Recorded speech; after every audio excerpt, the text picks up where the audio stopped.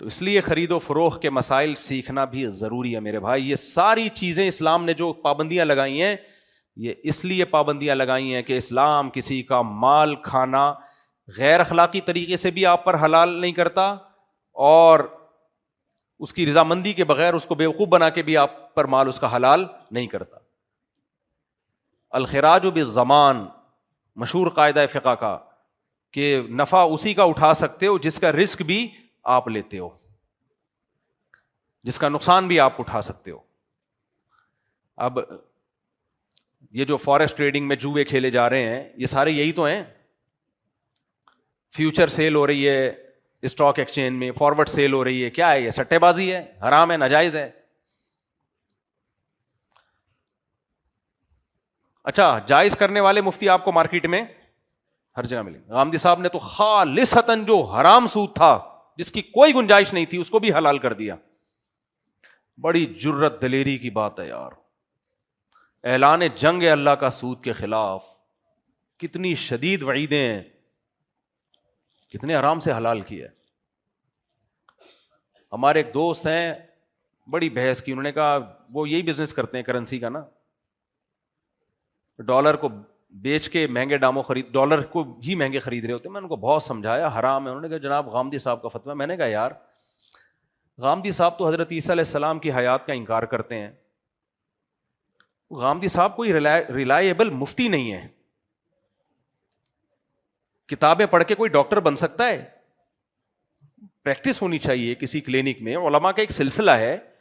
لوگ جواب میں پتہ ہے کیا کہتے ہیں؟ یہود و نصاراؤں میں بھی تو اکثریت گمراہ ہے, وہ بھی تو مکھی پہ مکھی بٹھاتے تھے, اپنے بڑوں کو فالو کرتے تھے, اور قرآن نے ان کی برائیاں بیان کی کہ ان کے علماء گمراہ تھے, تو مسلمانوں میں نہیں ہو سکتے.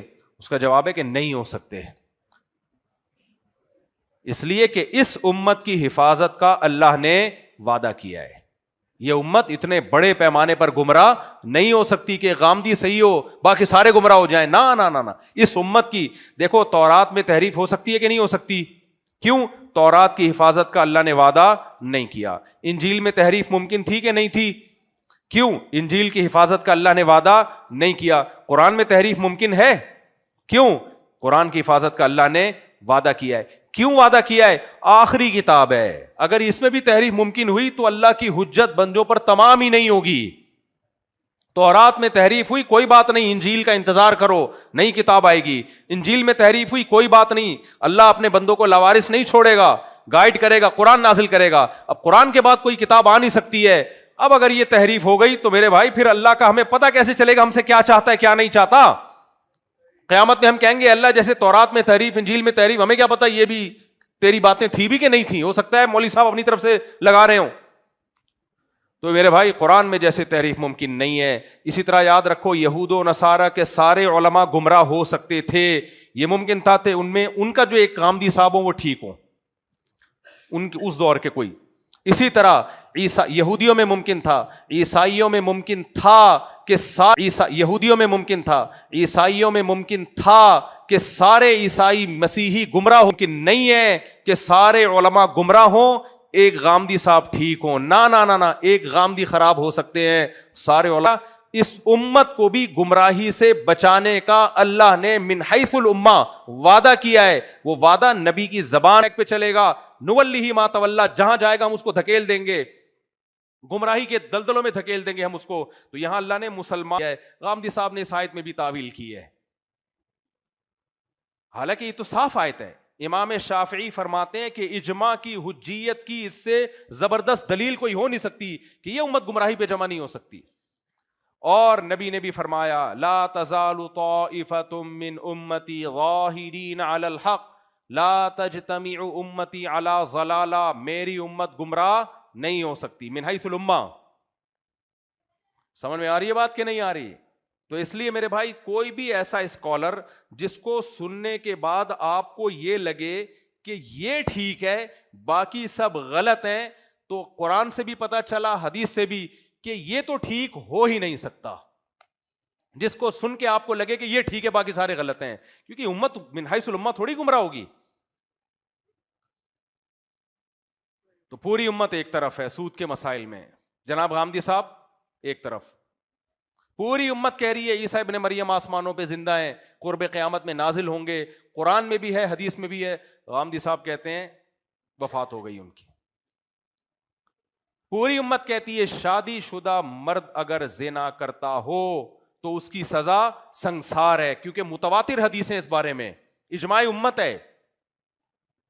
غامدی صاحب کہتے ہیں نہ, شادی شدہ مرد اگر زنا کرے اس کی سزا سنسار نہیں ہے. قرآن مجید میں پہلے سنسار کا حکم تھا, یہ آیتیں نکالی گئی ہیں.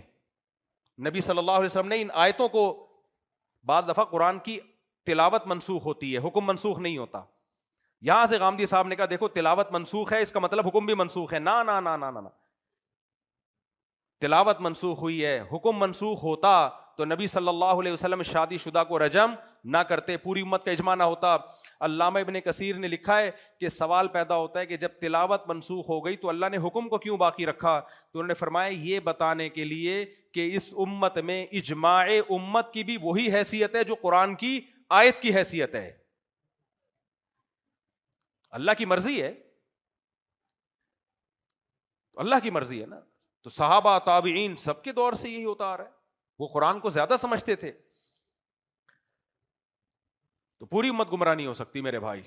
اس لیے سود سود ہے, کسی کا مال ناحق کھانا کیا ہے؟ حرام ہے, ناجائز ہے. غامدی صاحب نے طلاق کے حکام میں بھی بڑی گڑبڑ کی ہے.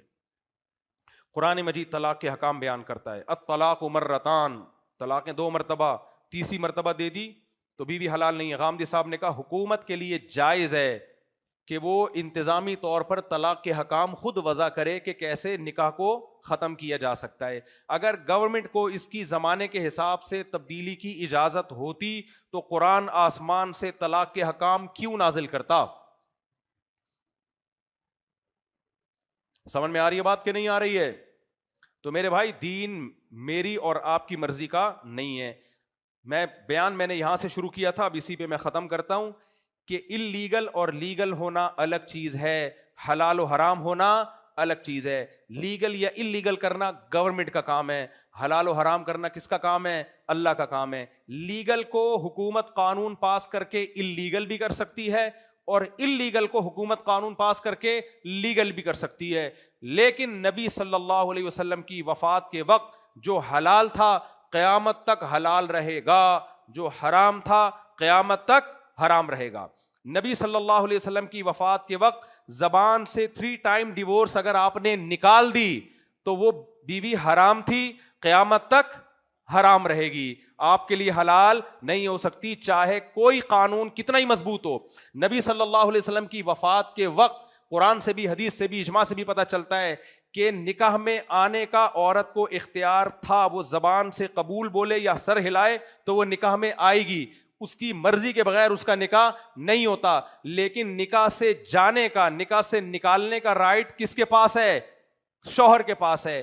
گورنمنٹ اگر یہ رائٹ عورت کو دے دے اس کی شرعی طور پر کوئی حیثیت نہیں ہے, کیونکہ اللہ نے بیوی کو یہ کہا ہے کہ تم 2 طرح سے شوہر کی نکاح سے نکل سکتی ہو, یا تو وہ ڈیورس دے یا تم اس سے خلا لو. اور قرآن کہتا ہے خلا میاں بیوی کا ایگریمنٹ ہے, بیوی کی طرف سے مطالبہ ہوگا, شوہر اس مطالبے کو قبول کرے گا اور اس کے معاوضے میں کچھ پیسے لے لے گا یا مہر معاف کروائے گا.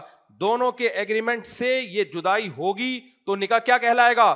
ختم کہلائے گا. یہ جو خود بخود کورٹ میں آپ کی بیگم گئی اور جج صاحب نے اس کو تنسیخ نکاح کی ڈگری پکڑا دی, اسلام کی نظر میں اس کی کوئی حیثیت نہیں ہے. یہ بیوی شوہر کے لیے حلال تھی, حلال ہے, اور کسی اور کے لیے حرام تھی. جج کے فیصلے کے بعد بھی کیا رہے گی؟ حرام رہے گی, کیونکہ بیوی کا حلال یا حرام کرنے کا اختیار جج کے پاس نہیں ہے. کس کے پاس ہے؟ اللہ کے پاس. ہاں بیوی پہ اگر ظلم ہو رہا ہے, سمجھ میں آ رہی ہے بات, شوہر ظلم کا مطلب بیوی کے بیسک حقوق ادا نہیں کر رہا, تو پھر اللہ ہی نے جج کو نکاح کے ختم کرنے کا اختیار دیا ہے کچھ شرطوں کے ساتھ. سمجھ میں آ رہی بات کہ نہیں آ رہی؟ وہ شرطوں میں کیا ہے؟ سب سے پہلی شرط نبی نے بیان کی, البینۃ علی المدعی, جو بھی دعویٰ کرے گا کہ مجھ پہ ظلم ہو رہا ہے اس دعوے کو ثابت کرنے کی دلیل اس کے ذمے ہے. بیوی پہلے ثابت کرے گی مجھ پہ شوہر ظلم کر رہا ہے, اور وہ والا ظلم جس میں نکاح کا ختم کرنا جائز ہوتا ہے. چھوٹا موٹا زیادتی تو ہر ایک دوسرے کے ساتھ کر رہے ہوتے ہیں. کچھ ظلم ایسے سنگین نوعیت کے ہیں کہ اس میں شریعت نے عورت کو یہ رائٹ دیا ہے کہ شوہر اگر اس ظلم سے باز نہیں آ رہا, مثال کے طور پر ایک ظلم یہ ہے کہ نہ بیوی کو رکھ رہا ہے نہ چھوڑ رہا ہے. کتنے لوگ ہیں شادی کی اور ملک سے باہر چلے گئے, بھائی لے کے جاؤ اس کو یار, نہیں جی میں چھوڑوں گا بھی نہیں, میں رکھوں گا بھی نہیں. یا رکھ لیا, بنیادی نان نفقہ ہی نہیں دے رہا اس کو, جو اس کا بیسک رائٹ ہے وہ بھی نہیں دے رہا, تو کہاں جائے گی بھائی؟ کیا زہر کھائے گی؟ کیا کھائے گی وہ؟ تو آپ بیسک حقوق تو ادا کرو اس کے. یہ کام اگر نہیں کر رہا یا اس نوعیت کا کوئی ظلم کر رہا ہے تو پھر اللہ نے عورت کو یہ رائٹ دیا ہے کہ وہ جج کے پاس جائے, اور نبی نے فرمایا کہ وہ ثابت کرے, ظلم جہاں بھی ہوگا نبی کہتے ہیں ثابت کرے گی کہ ہو رہا ہے. یہ نہیں ہوگی کہ اس کا یک طرفہ بیان لے کے جج فیصلہ کر دے. وہ ثابت کرنے کے مختلف طریقے ہو سکتے ہیں.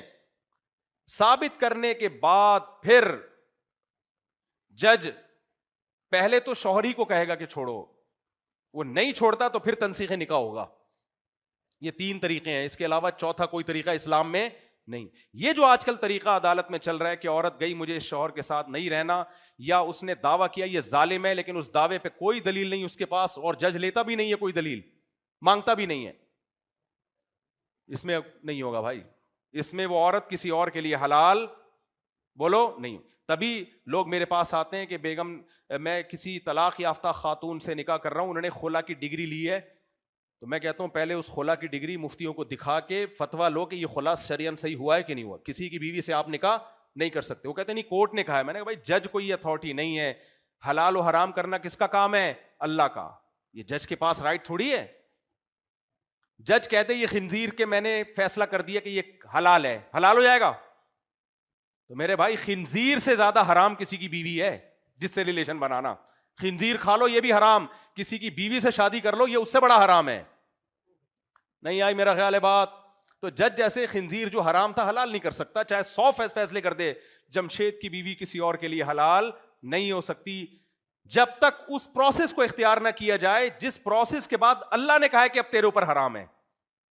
جب تک پرانے شوہر پہ حرام نہیں ہوگی کسی اور کے لیے حلال. اسلام میں عورت کے لیے ایک ہی مرد حلال ہوتا ہے ایک ٹائم پہ, ڈبل آدمی اس کے لیے حلال بولو نہیں ہو سکتے. دے دنا دن خلا کی ڈگریاں چل رہی ہیں, دے رہے ہیں. آپ جاؤ عدالت میں, برباد ہو گیا پورا نظام, فیملی سسٹم. اس کا نقصان عورت کو ہوگا کیونکہ مرد ڈریں گے اب شادیاں کرتے ہوئے, بولیں گے بھائی کرو تو رجسٹرڈ نہیں کرو وغیرہ وغیرہ. نہیں, طلاق کی دھمکی بری چیز ہے لیکن اس پہ خلا نہیں بنتا, اس پہ طلاق نہیں ہوتی.